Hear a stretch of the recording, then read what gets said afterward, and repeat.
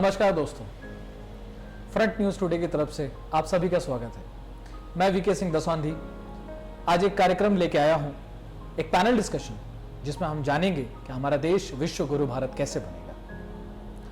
इसी श्रृंखला में हमारे साथ आज पैनल पे हैं मिस्टर विजय तिवारी जी, जो कि प्रेसिडेंट हैं IESM के, Indo European chamber of small and medium enterprises. उनके साथ ही आज हमारे साथ हैं doctor Aditi Gupta, senior radiologist और अपना डायग्नोस्टिक सेंटर भी चलाती हैं ग्रेटर कैलाश दिल्ली में। हमारे साथ जो आज तीसरी गेस्ट हैं वो लक्ष्मी ठाकुर सिंघल जी, जो कि जनरल सेक्रेटरी हैं Indo European chamber of small and medium enterprises की, और कई सारे मंत्रालयों में उन्होंने काम भी किया हुआ है।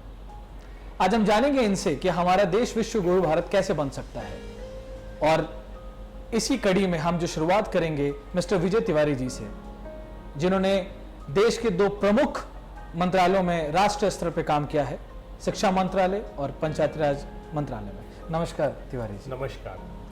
जैसा हम सभी जानते हैं कि हमारे देश में एक कौतूहल का एक माहौल है, और अभी 5 तारीख को जो कि हमारे माननीय प्रधानमंत्री जी वहाँ पे जा रहे हैं, और विश्व गुरु बनाने का जो हमारा एक सपना है, जो चीज़ें हैं, उसको हम कैसे शुरुआत करेंगे? देखिए, क्या है कि पहले हमारा भारत विश्व गुरु था, और भविष्य में भी बने, उसके लिए सभी भारतीयों को इसके साथ जुड़ना पड़ेगा। सभी प्रदेशों को, सभी मंत्रालयों को, सभी संस्थानों को और इंडिविजुअल्स को भी इसमें जुड़ना पड़ेगा, क्योंकि विश्व गुरु एक बहुत बड़ी जिम्मेदारी है। गुरु मतलब सिर्फ ये नहीं है, अच्छा भूखा नंगा भारत गुरु नहीं हो सकता, भिखारी भारत गुरु नहीं हो सकता,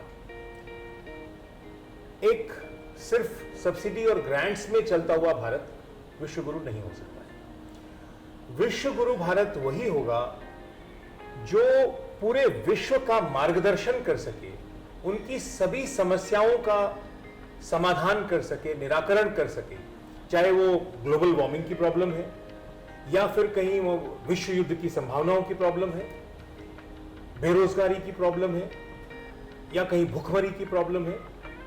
इन सभी विषयों पे भारत के सभी लोगों को चिंतन करना पड़ेगा। हमारे संविधान में, हालांकि हमारी जो हमारे वेद हैं, शास्त्र हैं, उनमें ये सब चीजें निहित हैं। गीता इसका बहुत अच्छा वर्णन करती है, रामायण में भी इसका बहुत वर्णन है। लेकिन जो हमारे 24 हमारा जो व्हील है, अशोक चक्र है, जो हमारे फ्लैग में है, इंडियन फ्लैग में है, इसमें 24 स्पोक्स हैं। 24 स्पोक्स के जो 24 बिंदु हैं, इस पे अगर कोई भी राष्ट्र कार्य करता है तो विश्व गुरु की तरफ वो जाने लगता है। हम प्रथम संयम है, आरोग्य है, शांति है, त्याग है, शील है, सेवा है, क्षमा है, प्रेम है, मैत्री है, बंधुत्व है, संगठन है, कल्याण है, समृद्धि है, उद्योग है, सुरक्षा है, नियम है, समता है, अर्थ है, नीति है, न्याय है, सहकार्य है, कर्तव्य है, अधिकार है, बुद्धिमता है। देखिए, सबसे इंपॉर्टेंट है कि हम संयम से शुरू करते हैं, और संयम योग के यम नियम से शुरुआत होती है।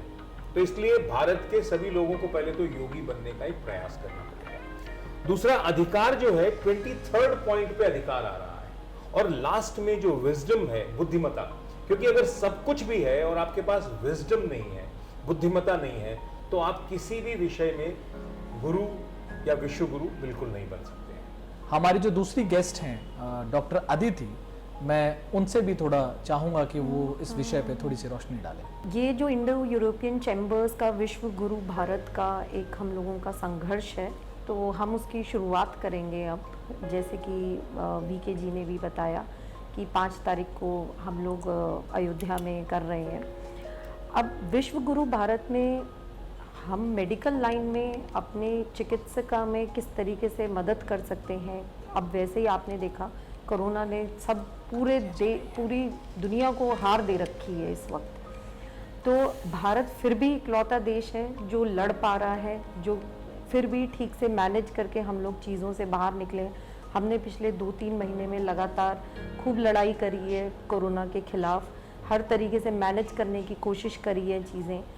इलाज भी करे हैं, जानें भी बहुत बचाई हैं। सारी हमारी डॉक्टर्स की फेटर्निटी ने बहुत मेहनत करी है, दिन रात लगे रहे हैं। तो अब मुझे लगता है सही टाइम आ चुका है कि हमें भारत को आगे लेके जाना चाहिए और सबको मिलके, जैसे कि तिवारी जी ने कहा, हर देशवासी को इसमें अपना सहयोग देना पड़ेगा। बुद्धि का इस्तेमाल करना हाँ बहुत ज़रूरी है कि हम विजडम से चलें, प्लानिंग करें। Right planning is important, finances are important. मेरे हिसाब से यही 2-4 चीज़ें हैं जिनको हमें लेके चलना पड़ेगा। कोरोना को भी हराना पड़ेगा और आगे भी बढ़ना पड़ेगा। इससे पहले कि मैं आपको लक्ष्मी ठाकुर सिंघल जी के पास लेके चलूं, हमारे साथ एमी ब्लेसियो जी महामंडलेश्वर इटली से कनेक्ट हो रही हैं और उनके भी हम विचार लेंगे और उनसे भी जानेंगे कि कैसे हम इस देश को योग गुरु और विश्व गुरु भारत हम इसको बना सकें। Tiwari G, per questo invito a tenere un discorso sullo yoga. I thank Mr. Jai Tiwari Ji for inviting me to give a speech on yoga, respect, peace and happiness. Vivo lo yoga con la convinzione che sia un dono prezioso regalato all'umanità dalla grande saggezza degli antichi rishi indiani.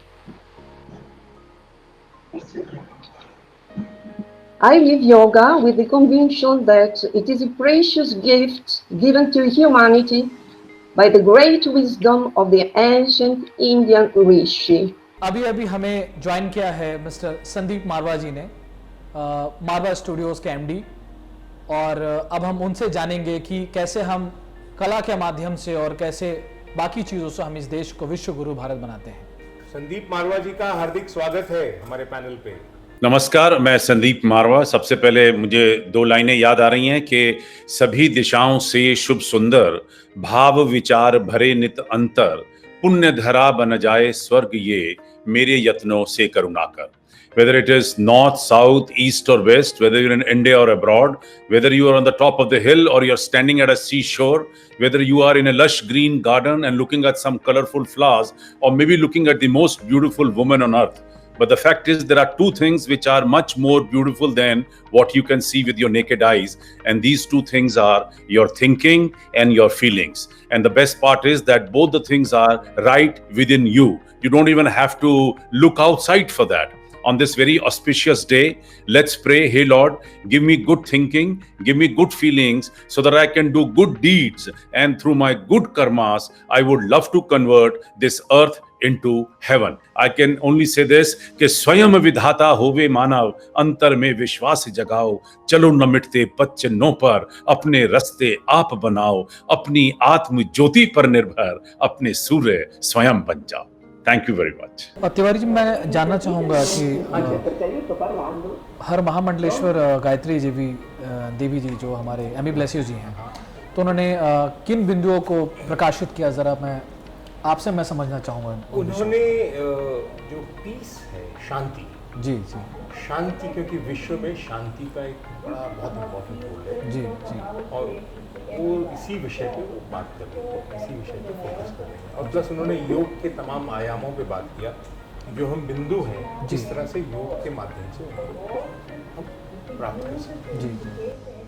मैं लक्ष्मी जी, आपसे मैं जानना चाहूँगा कि जिन बातों को गायत्री देवी जी ने कहा, जिन बातों को डॉक्टर साहिबा ने कहा, तिवारी जी ने कहा, उन बातों को हम पटल पे कैसे ला सकते हैं? जिन बातों के ऊपर आज का ये जो वार्ता रखी गई है कि भारत को विश्व गुरु कैसे बनाना है, तो मैं सबसे पहले आपके लिए बोलूँगी कि अब युवाओं को बागडोर संभालनी पड़ेगी। हम उनको दिशा दे सकते हैं, लेकिन दिशा को पकड़ने के लिए जितना युवाओं में शक्ति है और अपने भारत की संस्कृति को अपनाना पड़ेगा। इतने अंतर्राष्ट्रीय स्तर पर लोग योग कर रहे हैं। एमी जी हमसे अभी जुड़ी हैं और अभी उनकी लगभग 75 साल उम्र है जी, और उनके अंदर इतनी इम्यूनिटी पावर है जी, तो जी, किस कारण से है, हमें अपनी इस धरोहर को समझना पड़ेगा। जी, जी, भारत को विश्व गुरु बनाने के लिए सब कुछ चाहिए, लेकिन गाँव से जुड़ना बहुत ज़रूरी है। जी, जी, हमें अपनी मिट्टी से जुड़ना बहुत ज़रूरी है, क्योंकि कोरोना काल में जैसे कि हमारे साथ अदिति गुप्ता जी ने बताया जी।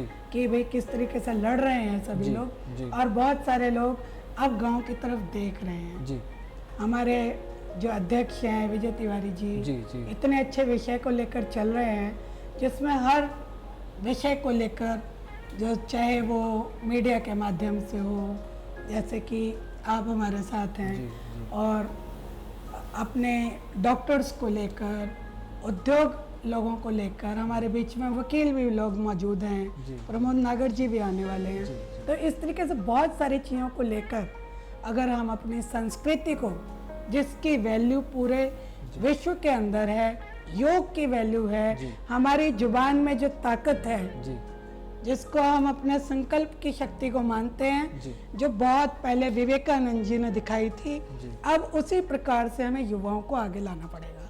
अब हमारे साथ जुड़ चुके हैं प्रमोद नागर जी, जो कि फिलहाल कलकत्ता कोर्ट के बार एसोसिएशन के प्रेसिडेंट हैं और ये कई बार भी रहे। ये दिल्ली के ऑल डिस्ट्रिक्ट बार एसोसिएशन के कोऑर्डिनेशन कमेटी के प्रेसिडेंट भी रहे। स्वागत है आपका प्रमोद नागर जी। भारत और शांति तभी हो सकती है कि जब, जैसे हम अपने शरीर को ले लें, अगर शरीर का कोई अंग भी अगर दर्द करता होगा तो वो कभी भी हमारे मन में शांति हो ही नहीं सकती। इसी प्रकार से जब सारे अंग जो है ठीक होंगे, किसी भी प्राणी के, किसी भी देश में सारी समस्याएं जब कंट्रोल होंगी, तो निश्चित रूप से वहाँ अमन और शांति जो है वो कायम रह सकता है। एमी ब्लेसर जी ने जो ये मंत्र दिया, तो इसी के पीछे न्यायिक क्षेत्र में भी मैं एक बात कहना चाहता हूं कि अगर देखा जाए, मैं अगर अपने ही मुल्क की बात करूं, तो आज 80% आबादी केवल मुकदमों में लगी हुई है। अब आप मुकदमों की बात करेंगे कैसे है, तो सिर्फ उसमें जो है एक शांति के रूप में एक शब्द है ईगो, अहम। ये जितना भी झगड़ा है, चाहे वो विश्व में हो, चाहे व्यक्ति विशेष का हो, वो ईगो का झगड़ा है। अगर कहीं मारपीट हो जाए, लड़ाई झगड़ा हो जाए, तो वो ईगो के ऊपर बात आ जाती है कि साहब इसने मेरे साथ ऐसा कर दिया।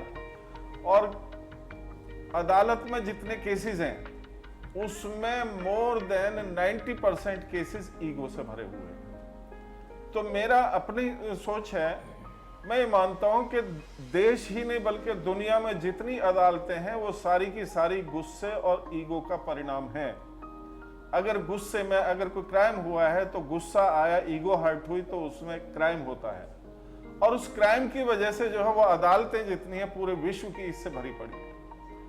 अगर ये अहम हमारी ईगो अगर हर्ट ना हो, हम इस ईगो को अगर संभाल लें, तो निश्चित रूप से देश क्या, परिवार क्या, बल्कि पूरे विश्व में शांति हो सकती है। और वो तभी संभव है जब अध्यात्म के क्षेत्र में हम अपने आप को परिपक्व कर लें, जिसका बीड़ा तिवारी जी और इनकी जो टीम ने उठाया है। तो मैं आपको बहुत साधुवाद देना चाहता हूं कि ये तभी संभव है कि अध्यात्म जो है सबसे ज्यादा, अगर मान लिया हम एक सेल्फ कंट्रोल अगर कोई डिपार्टमेंट है, तो इसी तरह से वर्शिप डिपार्टमेंट अपने आप में सेल्फ कंट्रोल है पूरे वर्ल्ड का, ना कि हमारे देश का बल्कि पूरी दुनिया का। ये भी एक डिपार्टमेंट है, डिपार्टमेंट ऑफ वर्शिप। हम मंदिर, मस्जिद, गुरुद्वारे, हम धर्म की बात नहीं करते, लेकिन हम ये बात जरूर करते हैं कि यहाँ हम मंदिर, मस्जिद, गुरुद्वारे, वहां बेशक हमें भगवान मिले या ना मिले वो सेकेंडरी चीज है, लेकिन जब जो भी उसको, चूंकि धर्म जो है वो एक जीवन जीने की पद्धति है, शैली है कि हम एक आदर्श जीवन किस धर्म के हिसाब से जी सकते हैं। तो धर्म जो है वो आदर्श जीवन जीने की एक शैली है, पद्धति है, उसी का नाम हम धर्म दे देते हैं। अलग अलग मत और वो सब आते हैं, लेकिन एक चीज सबकी कॉमन है। वो कॉमन ये है कि अगर हम मान लिया गुरुद्वारे में जाते हैं, अगर हम मस्जिद में जाते हैं, अगर हम मंदिर में जाते हैं, अगर हम गिरजा में जाते हैं, तो सबसे पहले हम अपने दिमागों में, चूंकि सेल्फ गवर्न हमें यह लगता है कि हम यहाँ ईश्वर के प्रति कोई अगर है तो ईश्वर देख रहा है, हम कोई अपराध नहीं कर रहे। तो एक सेल्फ कंट्रोल सिस्टम जो है वो हमें वहां से मिला, और उसमें चूंकि हमारी आस्था है, तो वहां जहां हम बैठे हैं वहाँ हम सारे अपने दिमाग से अपनी ईगो, अपनी इलविल सारी निकाल करके तब उसमें हम प्रवेश करते हैं, तो निश्चित रूप से जो रिलीजियसनेस है, जो धार्मिकता है, वो सबसे पहला और सबसे जरूरी हमारी ईगो को, हम वैसे अगर जाएं तो हम नीचे नहीं लेट सकते। अगर मान लिया कोई हमें दंड देना चाहे कि तू नीचे लेट करके नाक रगड़, लेकिन जब हम मंदिर, मस्जिद, गुरुद्वारे कहीं भी जाएं तो हम कितनी बार नाक रगड़ लें, वहां हमारी ईगो, वहां हमारा अहम वो समाप्त हो जाता है। तो जिस दिन ईगो को हमने कंट्रोल कर लिया, वो केवल और केवल अध्यात्म का रास्ता है। और भारत जो है, इसमें अगर मैं कहूं तो ऐसा नहीं है, यहां पर जो साक्षात धार्मिक नगरी की बात करें तो हिंदुस्तान से ज्यादा, और हिंदुस्तान चूंकि अब तो वर्ल्ड में भी पॉपुलेशन में भी नंबर 1 है, हम चाइना को भी हम पीछे छोड़ चुके हैं, तो भी जो अब से सदियों पहले जितना धर्म कर्म होता था, आज उससे लाखों गुना जो है ज्यादा वो धर्म कर्म जो है वो होता है, और लोग उसको जो है मानते हैं, उस अध्यात्म को मानते हैं, उस धार्मिकता को मानते हैं। आज आपको एक चीज मैं यहां जरूर विशेष रूप से कहना चाहता हूं, तिवारी जी बल्कि अंतरराष्ट्रीय योग दिवस के ऊपर भी जाते रहे, विदेशों में फैलाते रहे हैं। अंतरराष्ट्रीय योग दिवस कभी हम किताबों में पढ़ते थे कि साहब भारत में योग होता है, लेकिन आज पूरी दुनिया योग दिवस मना रही है। तो सबसे पहले तो आप ये समझ लीजिए कि भारत ने आज भी वो सामर्थ्य है कि सबसे पहले तो सारे विश्व को रोग मुक्त कैसे किया जा सकता है, तो इसमें आज भी गुरु का जो भाव है वो भारत ने दिखा दिया कि भारत गुरु था, भारत गुरु है और भारत गुरु रहेगा। अब हमारे बीच में डॉक्टर वल्लभ भाई कथीरिया जी, चेयरमैन राष्ट्रीय कामधेनु आयोग, जुड़ चुके हैं। प्लीज भाई साहब, आपका समय हमने बहुत वो है, प्लीज बताइए। कई महीने में हमारा भारतवर्ष, भारतीय संस्कृति वो आध्यात्मिक संस्कृति ही है, स्पिरिचुअल ही है। हमारा जो पूरा जितना भी पास्ट देखो, ग्लोरियस पास्ट, वो पूरा अध्यात्म से, पूरा स्पिरिचुअलिटी से ही भरा हुआ है। वैसे भी हमारी संस्कृति वसुधैव कुटुंबकम की संस्कृति है। हमारी संस्कृति सत्यमेव जय की संस्कृति है। तिवारी जी, अब हमारे साथ जो हैं डॉक्टर कमल टावरी जी जर्मनी से जुड़ रहे हैं, as secretary government of India. और सर, मैं चाहूँगा कि आपके संबोधन से हम सबको एक प्रकाश मिले, और हम लोग क्योंकि आपके प्रेरणा स्रोतों पे हम लोग चलते हैं। डॉक्टर साहब के और बाकी के इतने प्रेरणादायी, ज्ञानवर्धक, व्यावहारिक ज्ञान के बाद में अपने तो केवल 2 पॉइंट्स है, 2 पॉइंट्स। पहला पॉइंट, ये 3 शब्द मैं अभी बोल रहा हूं, जिया, किया, टिया।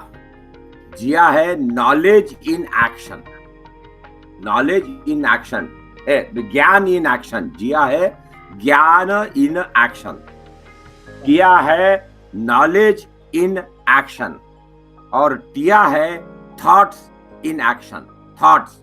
और चौथा है वाया, विजन इन एक्शन। बात एक ही है, असर के लिए 4 उसको घुमाकर मैं बोल रहा हूं। अब ये जो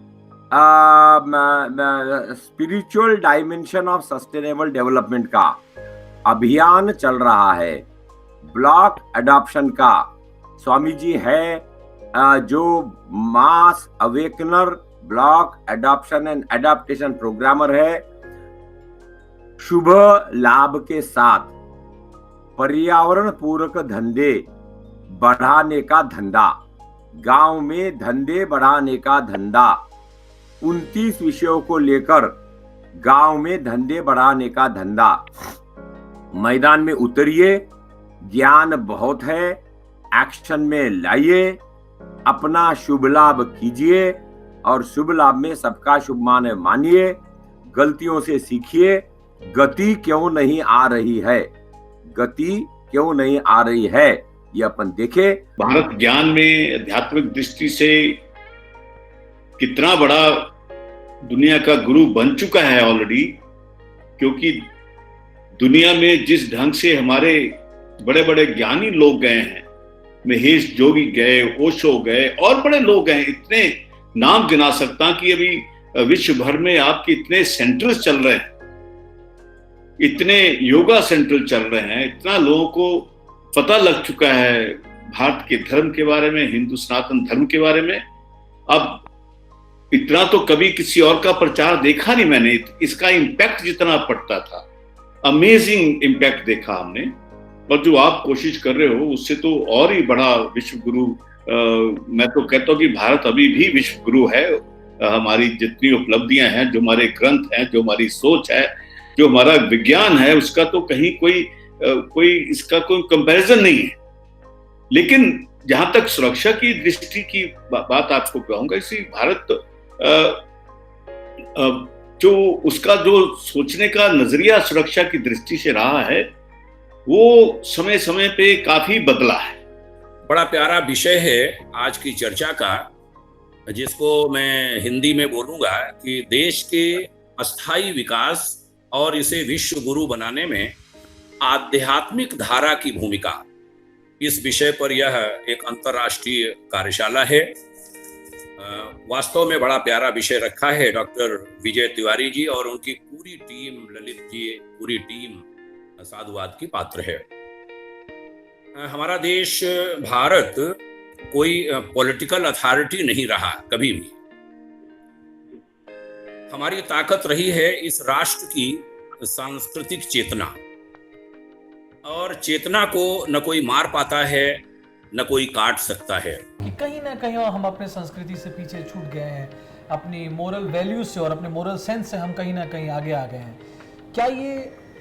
क्या इसको हमें जिम्मेदारी देनी चाहिए कि पिछले 60-70 में या 70 सालों में, 100 सालों में हम देश कहीं और था और कहीं और आ गया? देखिए, ऐसा है, पहले तो हमें ये समझना होगा कि हमारा भारत कई वर्षों तक गुलाम रहा जी, और आज़ादी के बाद भी अभी गुलाम है जी। क्योंकि गुलाम हमारा, ये हम जो दिल्ली बॉम्बे में देखते हैं, इसको अपन आज़ादी समझते होंगे, लेकिन हमारा जो भारत है, जो ग्रामीण भारत है, वो आज भी गुलाम है। क्योंकि एक छोटा सा, मैंने जैसे भी हमारे नागर साहब से हम जिक्र कर रहे थे कि मुकदमों की परेशानियां, यानी कि वर्षों वर्ष मुकदमे चलते हैं, उसमें हमारे किसान और गांव के लोग फंसे हुए हैं। उसी तरह से जो अधिकारी है, क्योंकि अब जो है हमें जो व्यवस्था समझनी है, क्योंकि जो हमारा ब्यूरोक्रेसी का तंत्र है, इसको, ये एक तरह से आपका एक कर्मचारी है, नौकर है, मालिक इसका सिटीजन है। मालिक जो है कलेक्टर नहीं होता जिले में, लेकिन कलेक्टर ही मालिक बना रहता है। आप देख लो, अगर जाइए देखिए, कलेक्टर यानी कलेक्टर माने भगवान। पहले ब्रिटिश पीरियड में होता था कलेक्टर, जो आपका रेवेन्यू कलेक्शन के लिए एक तरह से शोषक वर्ग था वो।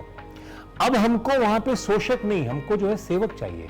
कहीं ना कहीं हम मॉडर्न बनने के लिए हम किसी के गुलाम बन गए, किसी के अधीन बन गए। तो इस मानसिक इस विचार को हम कैसे बदल सकते हैं, मैं जरा आपसे जानना चाहूँगा। पहली बात तो जैसे आदरणीय विजय तिवारी जी ने बोला जी, और नागर जी ने बोला, आप भी काफ़ी देर से बता रहे हैं कि भारत को विश्व गुरु बनाने के लिए अपनी संस्कृति, लेकिन वो जो आज़ादी से और जो लोगों के हमारे ऊपर जो राज्य थे, जिन लोगों ने हमको आकर थोड़े से मुट्ठी भर लोगों ने रूल किया, उससे भी पीछे के भारत में जाना पड़ेगा।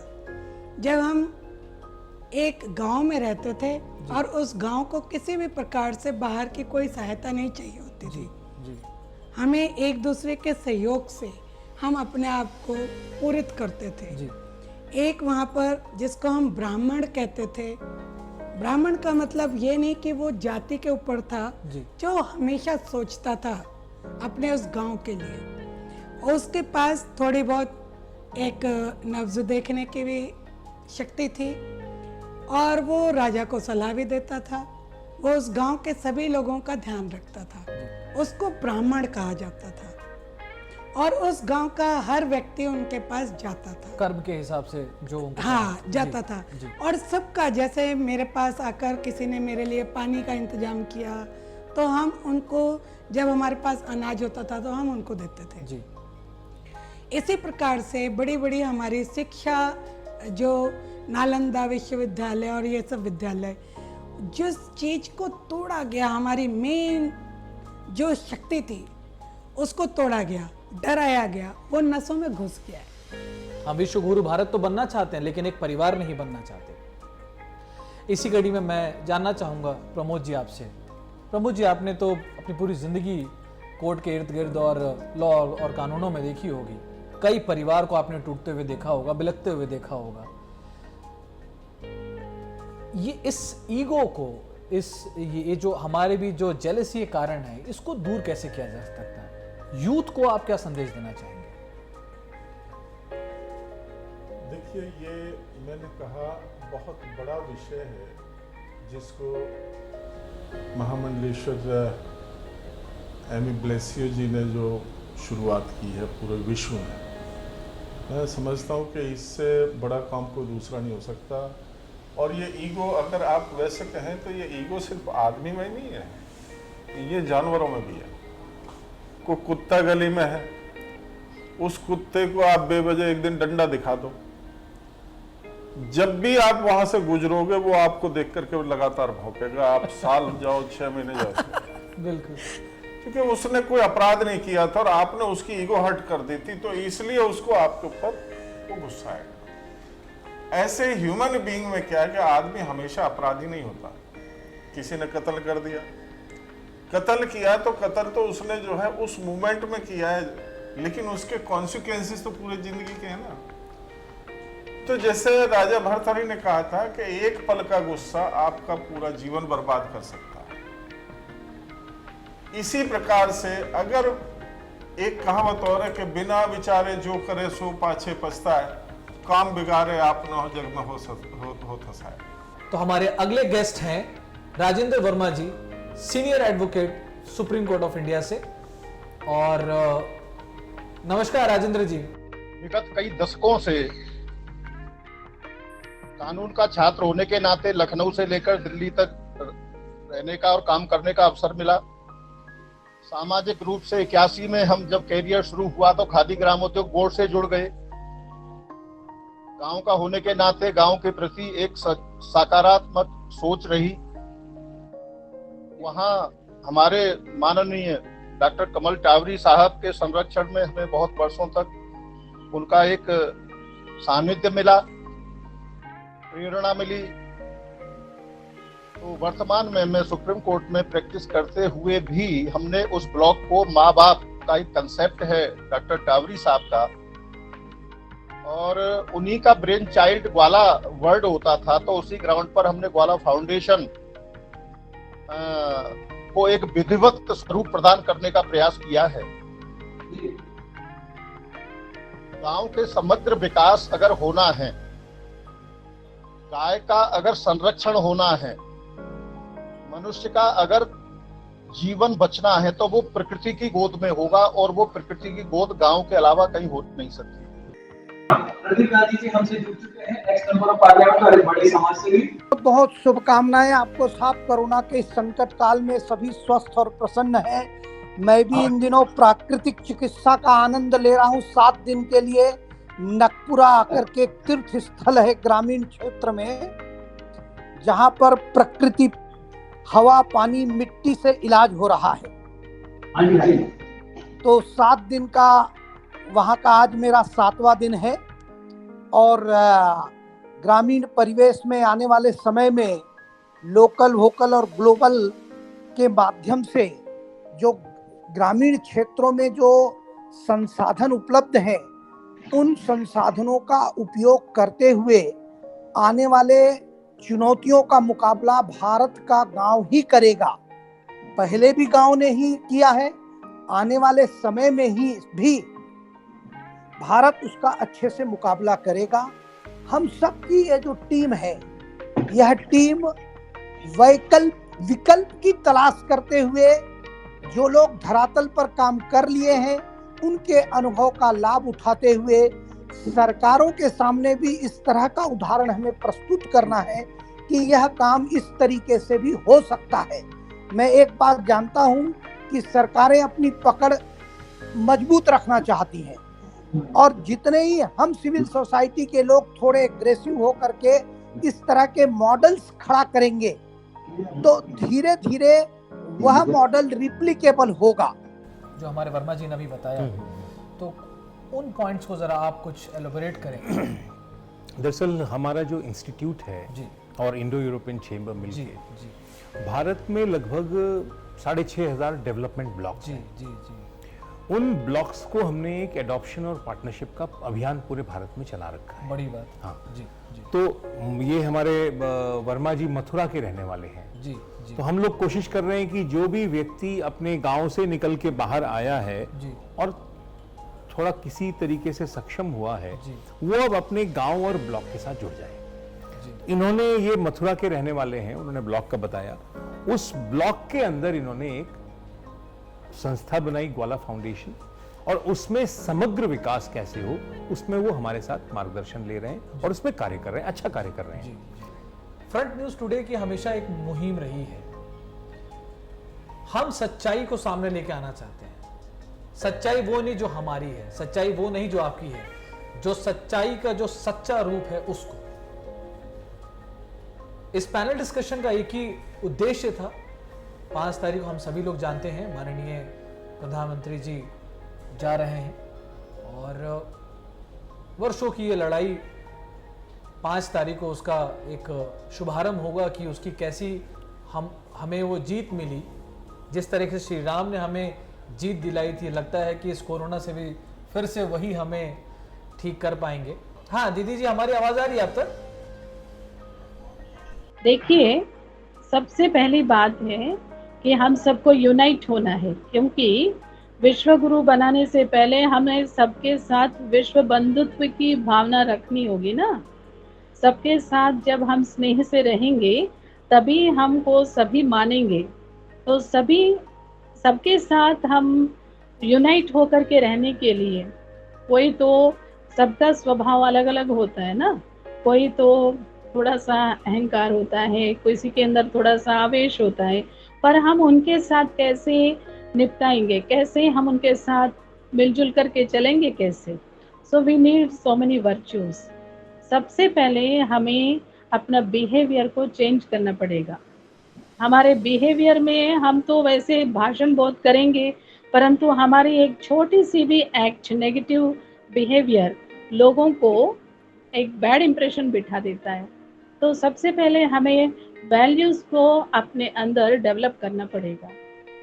तो ये जो शांति है, नम्रता है, मधुरता है, सहनशीलता, गंभीरता, उदारता, विशालता, ये सर्व गुणों में हमें अपने आप को भरपूर करना है। कई बार ऐसा लगता है ना कि हमारे जीवन में थोड़ी सी देर हम सहन कर लेते, हम चुप रहते, तो इतना बड़ी नहीं होती बात। तो सबसे पहले हमें अपने आप का मित्र बनना पड़ेगा। तो भगवत गीता में यही बताया, सर्वधर्मान परित्यज्य मामेकम शरणम व्रज अहं त्वा सर्व पापेभ्यो मोक्षयिष्यामि मा शुचः। इसका मतलब है, मैं हिंदू हूँ, मुसलमान हूँ, सिख हूँ, ईसाई हूँ, ऐसे देह के धर्मों को त्याग दो, अपने को एक शुद्ध पवित्र परमात्मा की संतान, परमात्मा की वंश अंश आत्मा हो समझो। तो तब परमात्मा हम बच्चों को जो सिखाना चाहते हैं हम उनसे सीख पाएंगे, उनके शरण में हम जा सकते हैं। हमारी तो कोशिश हमेशा रहती है कि फ्रंट न्यूज़ टुडे आप तक सारी मुहिमों को आप तक डायरेक्ट लेके आए। जैसा हम जानते हैं कि 5 तारीख को राम मंदिर का स्थापना दिवस होने जा रहा है, हम सभी लोग वहाँ पे उपस्थित रहेंगे और हम ईश्वर से कामना करते हैं कि इसी तरीके से हमारा देश जो है वो विश्व गुरु भारत बने और इसमें हम सभी की कहीं ना कहीं पॉजिटिव अप्रोच रहे। इस कार्यक्रम को कोऑर्डिनेट किया है विशाल फाउंडेशन और ओशियन फिल्म्स ने मिलके, और इसे आप तक पहुंचाया है फ्रंट न्यूज़ टुडे ने। मैं आपसे विदा लेता हूं, वीके सिंह दसौंधी। Thank you.